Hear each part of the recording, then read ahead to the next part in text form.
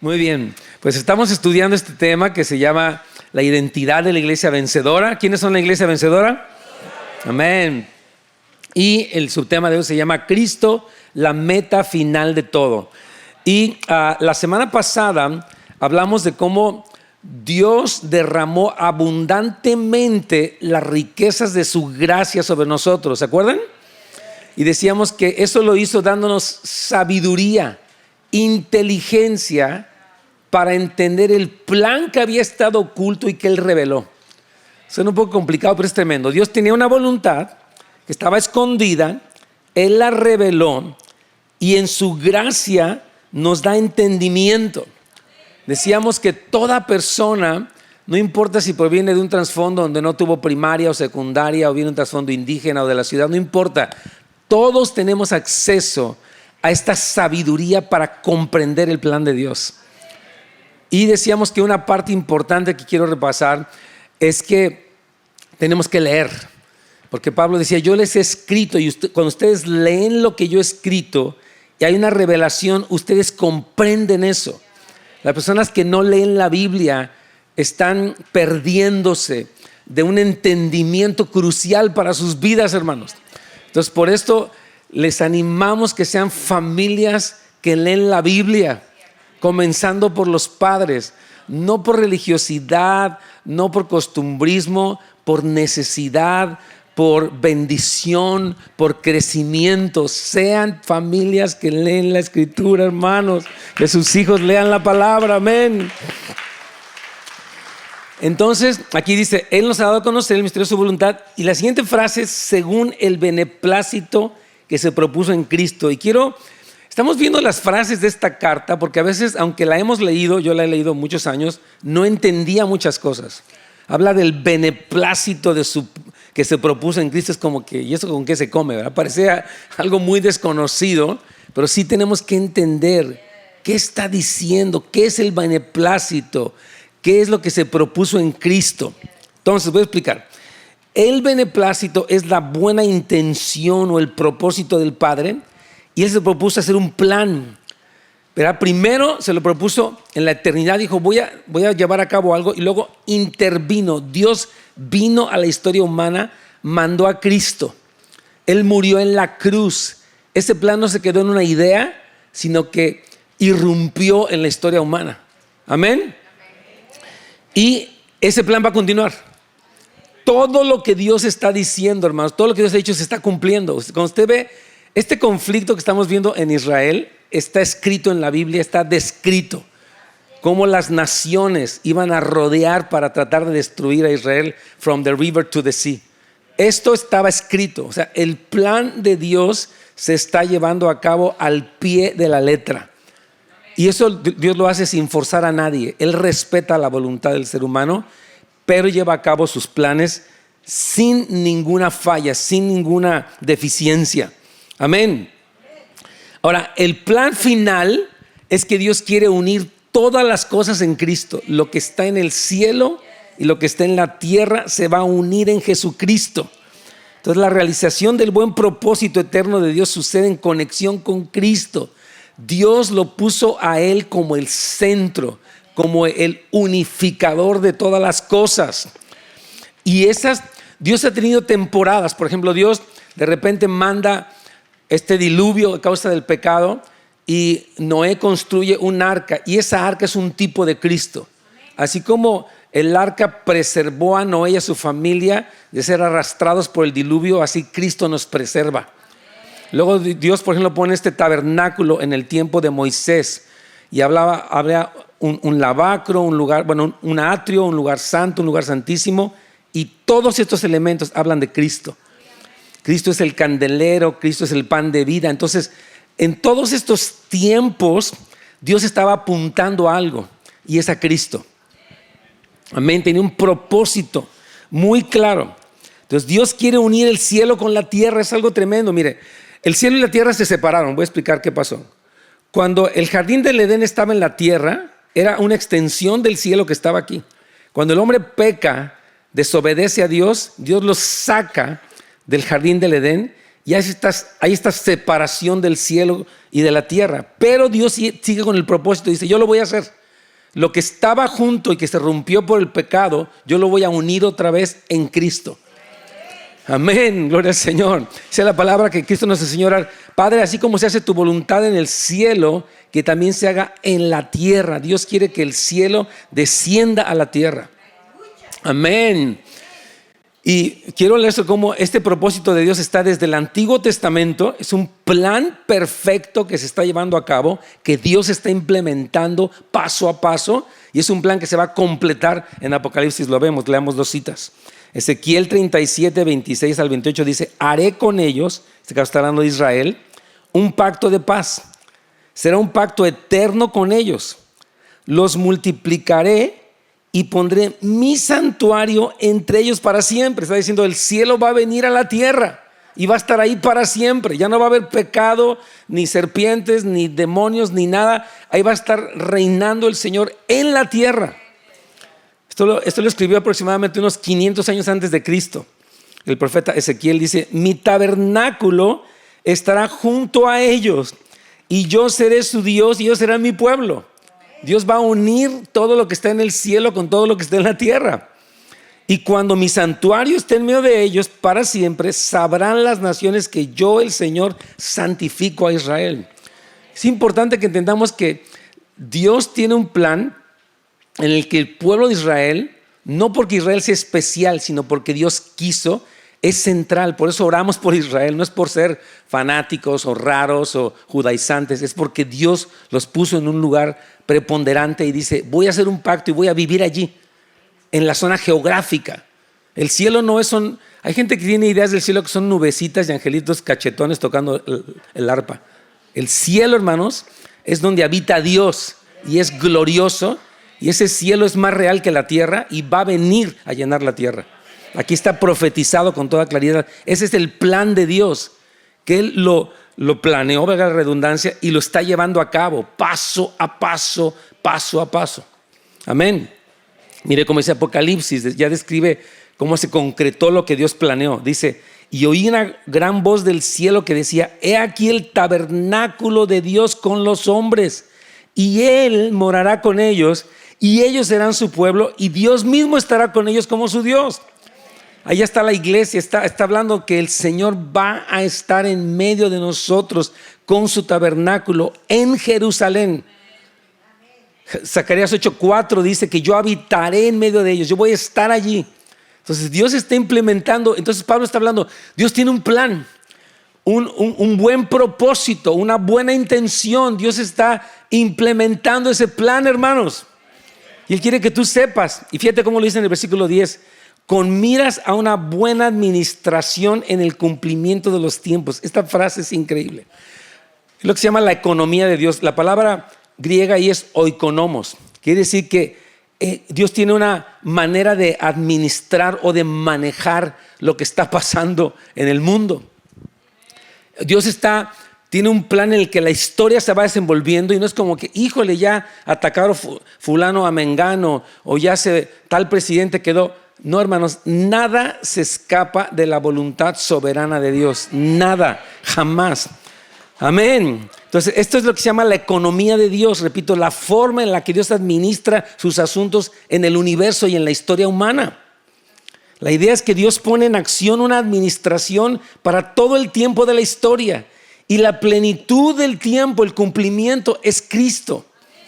Como le decía, todas estas cosas que Dios hizo apuntaban y siguen apuntando a Jesucristo como el centro de todo. Amén.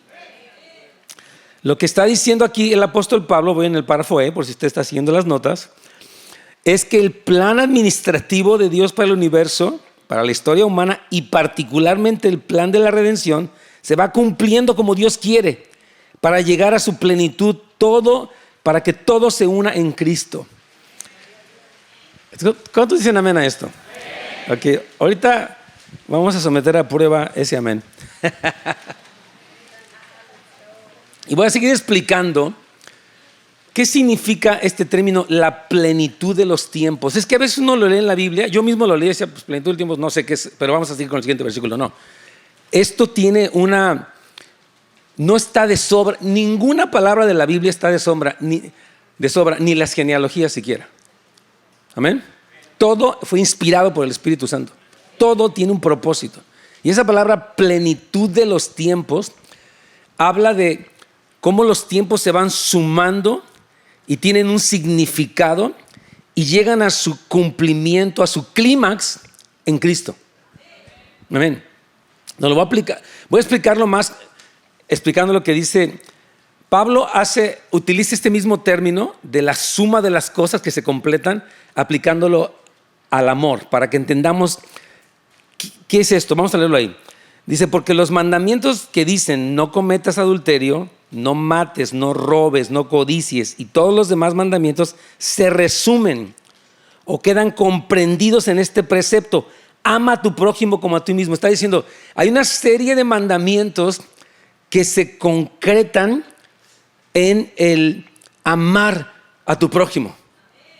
Entonces aquí está diciendo, el amor no perjudica al prójimo, así que el amor es el cumplimiento de la ley, es el fin de la ley. Y así está diciendo, Pablo utiliza los mismos términos. Los tiempos que han ocurrido se resumen en Cristo, se concretan en Cristo. Y todo el cumplimiento de los tiempos es Cristo. Pablo utiliza las mismas palabras griegas para que no, y me interesa mucho explicar lo que diga, ok, Señor, todo lo que tú planeaste tenía un clímax, un cumplimiento, y el cumplimiento es Cristo siendo el centro de todo. Amén. Entonces, Cristo es el cumplimiento de los tiempos. Por eso se llama la plenitud de los tiempos. Amén. Usted se va a hacer un poco teólogo después de esta clase, después de esta enseñanza. Lo que Pablo está diciendo es que aquí es que el amor es la suma o resumen o meta de todos los mandamientos. Cualquier mandamiento que se relaciona con lo que debemos hacer con los demás está incluido en este mandamiento: amarás a tu prójimo. El amor es el cumplimiento de la ley, etc. Párrafo F. Esto mismo ocurre con Cristo. La meta, suma o resultado de todo este plan y el cumplimiento de estos tiempos es Cristo. Hermanos, es muy importante que la iglesia entienda la centralidad de Cristo. Diga conmigo, la centralidad de Cristo. Exacto. Cristo es el centro. Dios lo puso a Él en el centro de todo. Amén. Y eso implica que tú no eres el centro, ni yo soy el centro. Cristo es el centro. Voy a explicar por qué es importante, porque muchas personas toman a Dios como su mayordomo. Ayúdame, hazme, tráeme, llévame, cuídame, ahí nos vemos. No dice el Señor, yo te cuido y te amo, pero el centro no eres tú, el centro soy yo.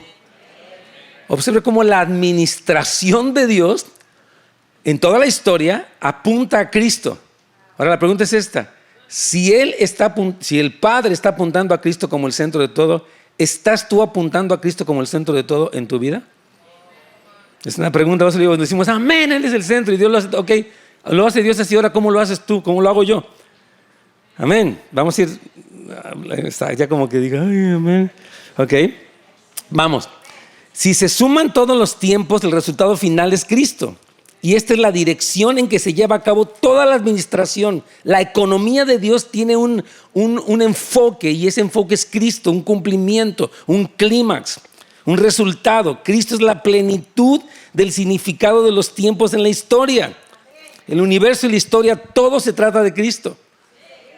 Fíjate, cuando hay lo que se llama el protoevangelio, cuando el Señor le dice a Eva, le dice que esta serpiente, dice, tú la herirás en el calcañar, era te herirá en el calcañar, pero tú le herirás en la cabeza. Estaba profetizando, de la semilla de la mujer va a venir el Salvador que va a aplastar la cabeza de Satanás. Desde ahí el plan estaba apuntando a Cristo.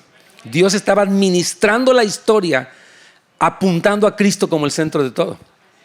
Miren cómo lo dice Pablo. Quiero que lo leamos juntos. Leamos juntos Colosenses 1, 16 en adelante. Dice, porque en Él, o sea en Cristo, juntos, fueron creadas todas las cosas que están en los cielos y en la tierra, visibles e invisibles, sean tronos, dominios, principados, autoridades. Todo fue creado por medio de Él y para Él. Ahí paren. Entonces ya conmigo, yo fui creado por medio de Él y soy para Él. La razón de mi vida, el significado y el propósito de mi vida es Cristo. Amén. Esa es la identidad. Por ahí va la cosa. Mientras más el hombre se aleja de Cristo, más se destruye. Más el hombre, mientras más coloca el hombre a Cristo en el centro, todo se ubica. Si usted pone a Cristo en el centro de sus finanzas, a usted le va a ir bien. Bien en los términos de Dios. Si usted pone a Cristo en medio de su matrimonio va a funcionar bien. Si usted pone a Cristo en medio de su relación con sus hijos van a ir bien. Si usted pone a Cristo en medio de su negocio va a ir bien. Porque a veces lo que ocupa el centro es el éxito, o es el dinero, o es mis ideas. Y cuando yo me coloco en el centro, todo sale de balance. Entonces, Cristo fue diseñado para ser el centro de todas las cosas. Ok, sigamos leyendo el versículo 17 juntos.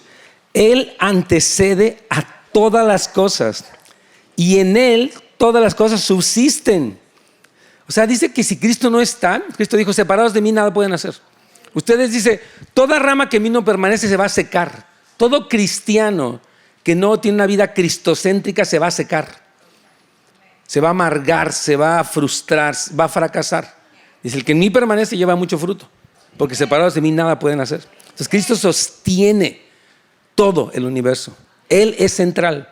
Ese es el diseño de Dios. Amén. Vamos bien todos, ¿verdad? Ok, versículo 18, juntos. Y además, Él es la cabeza del cuerpo, que es la iglesia. Él es el principio, el primogénito de entre los muertos, para que en todo Él sea preeminente. Por cuanto agradó al Padre que en Él habitara toda plenitud. O sea, Dios quiso que todo lo pleno habitara en Cristo. Dios lo colocó a Él así, como aquel quien está lleno. O sea, si a ti te falta algo, a Cristo le sobra. Entonces Cristo es pleno. Él no escasea en nada. Dice, Dios quiso que en Él habitara toda plenitud. Amén. Y esto es muy importante. Mire, yo he visto matrimonios o personas o situaciones que fracasan porque lo hicieron a su manera. No colocaron a Cristo en el centro. A veces colocamos a una persona en el centro. No, hermanos, Cristo debe ser el centro. Dice, por ejemplo, maridos, amen a su esposa como Cristo amó a la iglesia. Mujeres, respeten a su marido así como la iglesia se somete a Cristo. Todo es en función de Cristo. Tenemos que ver cómo se ve eso en tu vida. No estamos hablando de ser legalista, raro, que vivas de una manera cristocéntrica, porque eso fue la manera en la que Dios diseñó el universo, para funcionar en torno a Cristo. Así como el sistema solar, ¿no? Tiene un sol, y ese sol tiene campos magnéticos que hace que los planetas giren alrededor, y ese sol mantiene a los planetas en su curso por los siglos de los siglos. Pero si el sol se quitara, hasta ahí quedó todo. Hasta ahí. Entonces eso pasa en las familias, en los gobiernos. Si un gobierno colocara a Cristo en el centro, hermanos, sería un triunfo nacional. Pero entre más sacan a Cristo de la oración de las iglesias, los mandamientos, la Biblia, todo, entre más lo sacan, más hay una crisis. Hay un fracaso rotundo. Versículo 19, sigamos. Por cuanto agradó el Padre, que en Él habitaba toda la plenitud, vamos, versículo 20, y por medio de Él, juntos, reconciliar consigo mismo todas las cosas, tanto sobre la tierra como en los cielos, haciendo la paz mediante la sangre de su cruz. Entonces, esto es importante. Entonces Dios está diciendo que Él va a juntarlo todo en Cristo por su obra, por su sacrificio, por su humildad, por su sometimiento al Padre, por todo lo que Él es. Dios lo diseñó así. Amén. Entonces Cristo es central. Amén. Voy a seguir reforzando esto. Es que a veces uno lo sabe aquí, pero como que, qué bonito, pero voy a seguir haciendo las cosas a mi manera. Está muy bonito lo que dice, pero yo no tengo tiempo. Espérese. Esto es una ley, un principio que si usted lo saca a Él, todo pierde su balance, hermanos. Todo. Repito, piensa en sus finanzas, en su salud, en todo. Tiene que colocar a Cristo. Mire, vamos a seguir el párrafo G. Casi en todos los primeros 11 versículos que hemos estudiado en capítulo 1 de Efesios dice en Cristo. Todo está conectado a Cristo. Dice a los fieles creyentes en Cristo Jesús.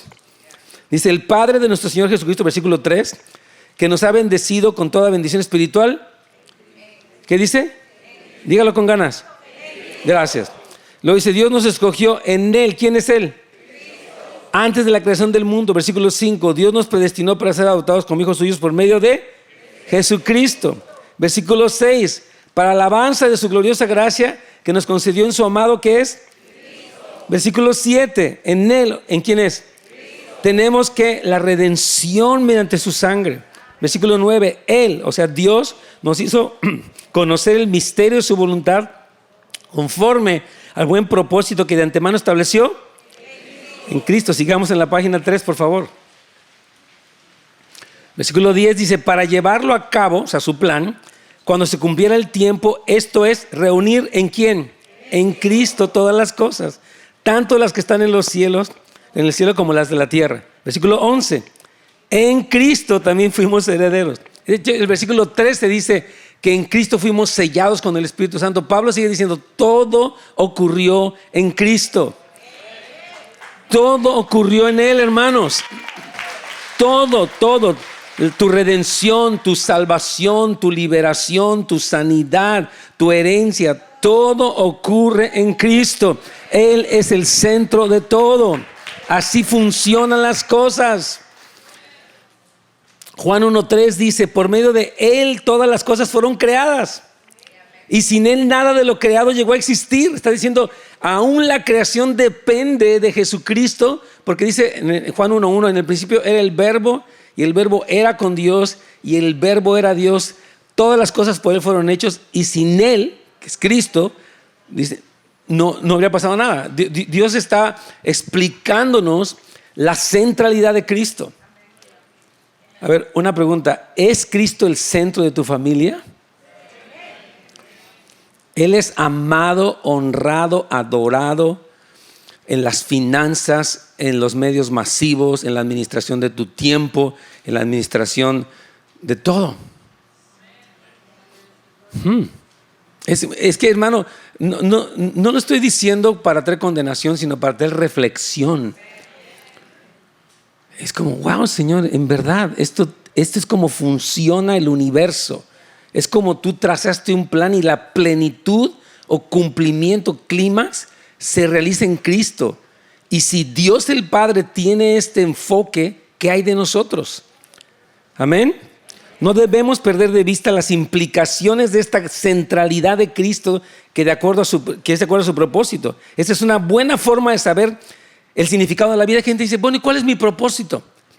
¿Cuál es mi identidad? Tu propósito es Cristo. Ya. Mucha gente como que es ser o no ser, mi vida no me gusta. Es que siempre que el hombre se centra en sí mismo, pierde la pista. Lo pierde, está como, ¿y ahora yo por qué? No entiendo y mejor me quiero quitar la vida. Porque se pusieron a ellos mismos en el centro. O pusieron a otra persona en el centro. O pusieron una droga en el centro. O pusieron el dinero en el centro. O el éxito en el centro. Y entonces eso está fuera de lugar y hay un fracaso tremendo. Entonces, una pregunta es, ¿cómo se veía o cómo se ve perdón, el poner a Cristo en el centro?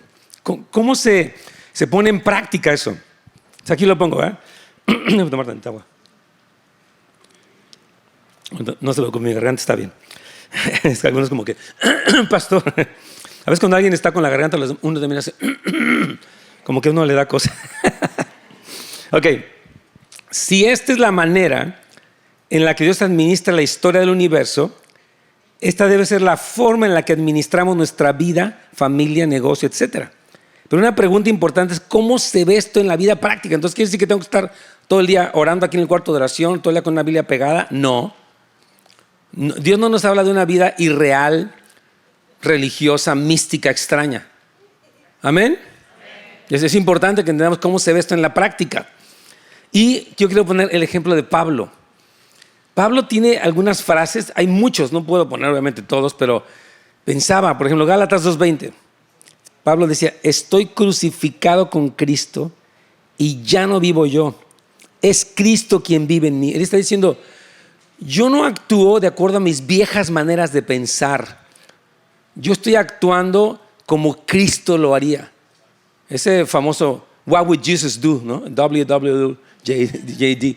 ¿Qué haría Jesús? O sea, Pablo dice, ya no estoy actuando en mi criterio como fariseo o como israelita o como experto. Estoy actuando como Cristo lo haría. Dice, ya no vivo yo. Dice, yo estoy entendiendo que mi proceder es vivir como Cristo vivió. Dice, es más, todo lo considero una... perdón. Dice, y esta vida, perdón, estoy en el 2:20, y esta vida que ahora tengo, la vivo por mi fe en el Hijo de Dios, quien me amó y se entregó por mí. Esta parte es muy importante. Está diciendo, yo tengo en mi vida problemas. Mire, Pablo era perseguido, difamado, golpeado, malinterpretado, atacado, encarcelado, latigueado. O sea, no era una persona que digas, no es que él vivía en un palacio y tenía sirvientes que lo atendían de noche. No, le fue como en feria. Hello. Ok. Es que lo digo porque miren, muchas veces las cosas no salen como pensamos y nos desilusionamos de Dios. Pero es que ¿por qué pasó esto si yo esperaba eso? Bueno, porque Dios es Dios. Y una pregunta crucial para todos nosotros, ¿tú estás aquí por lo que Dios te da o por lo que Dios es? Es una pregunta muy importante. O sea, porque a veces la persona dice, bueno, yo le pedí a Dios esto y no me pasó. ¿Y qué pasó, Dios, no? ¿No que me dijiste? Y dice, Señor, bueno, tu punto es entonces usarme a mí para lo que tú quieres o soy yo el centro. Es muy importante, más porque yo creo, y lo creo de todo mi corazón, que estamos entrando en un tiempo en la humanidad en que si no estamos centrados en Cristo nos vamos a caer. Nos vamos a caer, hermanos. Hay mucha presión económica, social, espiritual, y si tú no estás arraigado en Cristo, te vas a caer. Cristo dijo, el que no pone su casa sobre la roca, cuando vienen los vientos y las tempestades, va a ser grande la ruina. Pero si la casa está sobre la roca, que es Cristo, aunque vengan los vientos y las tempestades, la casa no va a caer porque está bien fundamentada. Amén. Voy a contarle algo que viví de cerca un poquito. Ayer estaba predicando con el pastor en Natán. Yo tuve la oportunidad de ir para Armenia hace años y pude predicar en un evento de líderes y un evento de matrimonios ahí en Yerevan, en la capital de Armenia. Y conocí a un joven que él es percusionista profesional, estaba tocando en la Filarmónica de Yerevan, ahí hay mucho arte. Y este joven era el yerno del pastor. Y este joven estaba bien, tenía luchas en su vida, diferentes cosas, la depresión de repente. Y él me dijo, ora por mí. Siempre nos comunicábamos por email y estábamos en constante comunicación. Lo quiero mucho. De hecho, lo tengo semanalmente. Oro por él desde hace años, desde que lo conocí. Y él me dijo, ¿sabe qué, pastor? Me dijo, me voy a ir para Irán a predicar el evangelio. Le dije, ¿a Irán? Me dijo, sí, yo quiero dar mi vida por Cristo. Yo quiero... dice, he vivido aquí en un cristianismo muy fácil, y sí, o sea, Armenia tiene sus desafíos, pero en realidad, dice, yo quiero, y yo estaba platicando con él y dije, pero vamos a orar, ¿verdad? Entonces ya me mandó otro email, ya estoy en Irán y voy a dar clases de música y en medio de todo eso voy a predicar el evangelio. Entonces, me comentó ayer el pastor el Natán que él está en la cárcel por 10 años. Lo agarraron predicando la palabra. Alguien se disfrazó de alumno y dijo, tú estás, y mandó a la policía y lo agarraron. Y ahorita actualmente él está en prisión. Por eso dije, qué raro que no me ha escrito. Estaba un poquito contrariado. Dije, ¿por qué no me ha escrito? Él se llama Jacob Sorob, algo así. Y me dolió tanto porque yo dije, Señor, este joven precioso que tiene esta lucha, ¿cómo estará pasando la cárcel cuando ya de por sí tenía luchas de diferentes cosas que le pasaban? Porque de hecho su suegro, que era el pastor, murió el año pasado. Entonces muere su suegro, hay todo un descontrol, él se va para Irán y está viviendo esto. Pero yo estaba pensando algo, hermanos. Mire, dice la palabra que a los que aman a Dios todo les ayuda para bien. O sea, yo creo que este muchacho Jacob, él quería dar su vida por el Señor en Irán, Obviamente él tiene su esposa y tiene dos niñas hermosísimas, por cierto. Y yo digo, bueno, él dijo, Señor, aquí está mi vida. Yo creo que podemos ver esto. ¿Qué tragedia lo que le pasó? O es una oportunidad para que él alcance a muchos presos ahí. Si tú amas a Dios, aún las peores cosas van a obrar para bien, porque tu interés no es que Dios haga tu voluntad, sino que su voluntad se haga en tu vida. Porque cuando Cristo es el centro, aún las tragedias de la vida, que son durísimas, toman otro color, toman otra dimensión, hermanos. Y yo sé que suena fácil decirlo y es muy difícil vivirlo, pero dice la Biblia, todo obra para bien a los que aman a Dios. Y yo insisto, estamos entrando en un momento de la historia. ¿Qué pasaría, hermanos, si viniera una persecución fuerte aquí en California? Que por venir a la iglesia terminaras en la prisión. Y dices, bueno, ya mejor ahí muere, yo la verdad no quiero problemas, no quiero nada, y ahí nos vemos. No, decimos, Señor, ok, hay presión, pero yo sé en quién he creído. Yo sé que tú eres mi Dios, Señor, mi tesoro eres tú, Señor. Ya quiero libertad, quiero mi familia, quiero todo. Pero aquí se está sometiendo a prueba la centralidad de Cristo. ¿Qué tan central es Cristo o no tan central es? Qué tremendo, ¿eh? Fíjense lo que sigue diciendo aquí Pablo, Filipenses 3, del 7 al 10. Estamos viendo cómo se vio en la vida de alguien la centralidad de Cristo. Dice, pero todo aquello que era para mí valioso, él está hablando su abolengo. Si yo era fariseo de fariseos, era en cuanto a la ley estricto, era una persona que me jactaba de lo estricto que soy, de lo cumplido que soy. Tengo una preparación teológica con el mejor maestro. Dice, todas las cosas eran para mí valiosas. Dice, pero ahora esas cosas las considero sin valor. ¿Por causa de quién? De Cristo. Es más, todo lo considero una pérdida comparado con el supremo valor de conocer a Cristo Jesús, mi Señor. Dice que la escala de valores cambia. Lo que era más importante para nosotros pasa al segundo término porque Cristo es el centro. Mire, a menos que recibas una revelación del valor de Cristo, tú vas a seguir colocando otras cosas como ídolos antes que Dios. O sea, si Cristo no recibe la revelación de lo valioso que es, tú vas a seguir atesorando tu dinero, tu éxito, tu salud, o sea, porque así somos. Pero cuando reconocemos, Señor, qué glorioso. Por eso Pablo después nos va a decir, por estas cosas yo pido que Dios dé espíritu de sabiduría y revelación. Esto que te estoy compartiendo del propósito de la redención es tan grande que por eso pido que les dé espíritu de sabiduría para que entiendan, que se les ilumine el entendimiento, para que sepan quién es Cristo, cuál es la esperanza, cuál es el poder, cuál es la herencia. Tenemos que orar, Señor, abre mis ojos, revélame estas cosas. No quiero vivir como un espectador religioso superficial, quiero vivir como un hijo ubicado en esta realidad de quién eres tú y quién soy yo y para qué es todo esto y dónde va la historia. Amén, amén. Aquí Pablo dice, por amor de él, dice, por él lo he perdido todo y lo considero basura con tal de ganar a Cristo.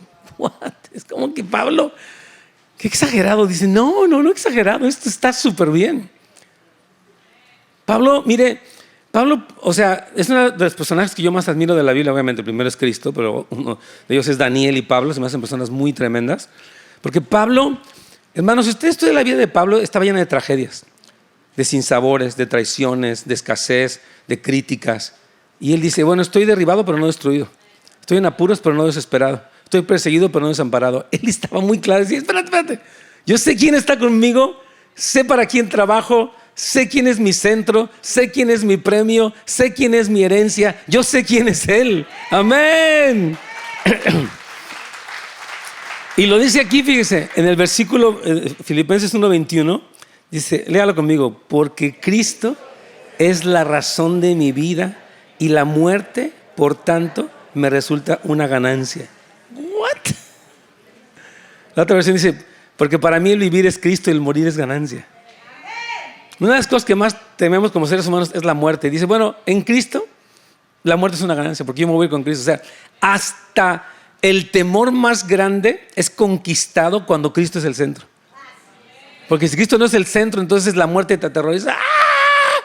me voy a morir. Dice Pablo, ¿sabes qué? Cristo es la razón de mi vida y si me muero, me voy con Él. O sea que hasta eso es ganancia, como diciendo, no hay problema. Todas las cosas en la vida de Pablo se alineaban porque Cristo era el centro. Entonces Dios quiere llevar a la iglesia, a las familias, a que Él sea el centro. Y yo te quiero animar, ahí contábamos terminando el servicio, platica esto con tu familia. Que no se quede, hoy la prédica, el papel se quedó ahí tirado en el carro y ya lo aventé a la basura. No, siéntate. Aquí tenemos mire, al final de hoy, como siempre tenemos 3 preguntas.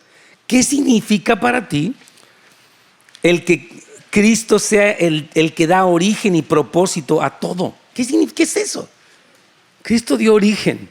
Wow. Cristo da propósito. What is that? Mira, hermanos, si esto no se traduce en una plática en el comedor de tu casa o en el carro mientras sales, esto se va a desvanecer.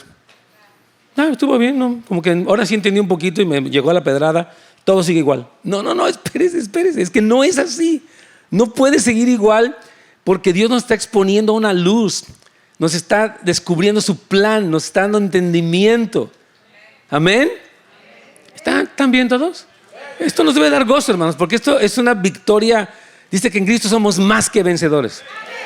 Pablo decía, por lo cual estoy seguro que ni la vida, ni la muerte, ni ángeles, ni principados, ni potestades, ni peligro, ni espada, ni desnudez, ni nada, ni lo presente, ni lo futuro, nada me podrá separar del amor de Dios, que es en Cristo Jesús, Señor nuestro. What? Dios quiere una iglesia vencedora. Pero esto ocurre a través de poder comprender, ajustar nuestra vida, renovar nuestra mente, ubicar esto en nuestra vida práctica.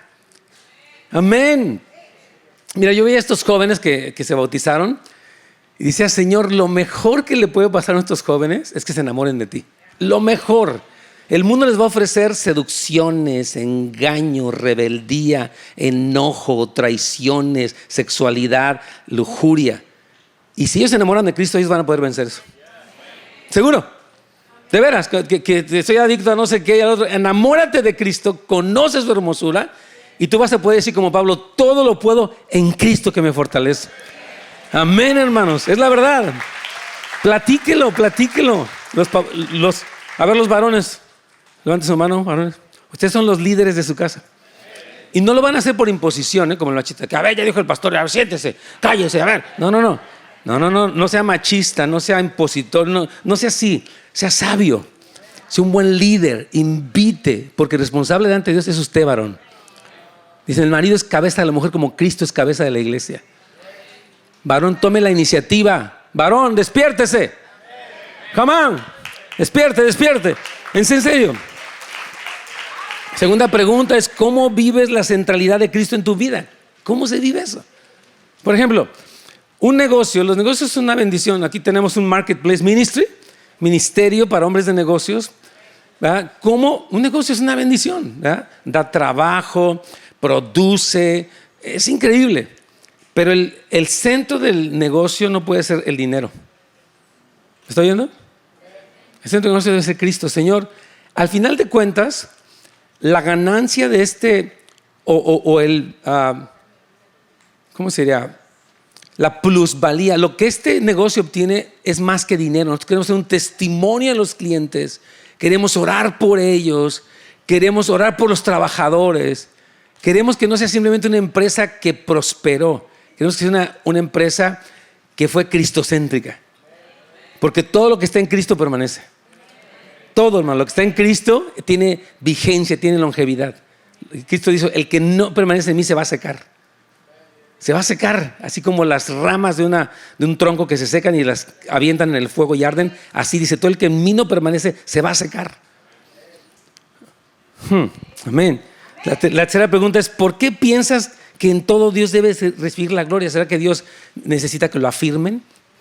Nada que ver. El que un hombre le dé la gloria a Dios, hermanos, y es algo que es un versículo que ya no voy a hablar, ya se nos terminó el tiempo.